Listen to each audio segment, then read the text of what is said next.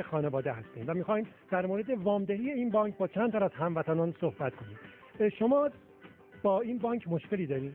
عزیز من چه مشکلی؟ من همسایه دیوار به دیوار بانکم.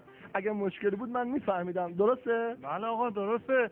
ما همسایه روبروی بانکیم. اگه وام نمیدن ما هم متوجه میشدیم. درسته؟ بله من اصلا نمیدونم واقعا چرا میخوان شایعه درست کنن، چرا کارهای خیلی این آقای مهندس رو نمیبینم. من از خودم دفعه اولی بود که وارد این بانک شدم، اومدم نمره بگیرم شماره رو دکتر دادم وام دادن به من واقعا تعجب کردم. یعنی درسته؟ بله درست آقا. من خودم دیروز اومدم اینجا وام میخواستم، تازه بهم 5 تا وام دادن. آقا اصلا ضامن نخواستن، اصلا هم شرایط سخت نبود، اصلا هم نگفتن اگه قسط دیر بشه زنگ میزنم هم آبروتون میبریم. اصلا هم انقدر بانک خوب بود آقا. اصلا درست آقا. بله. بانک ما و شما بانک خانواده افتخار مدیریت شایسته بانک خانواده.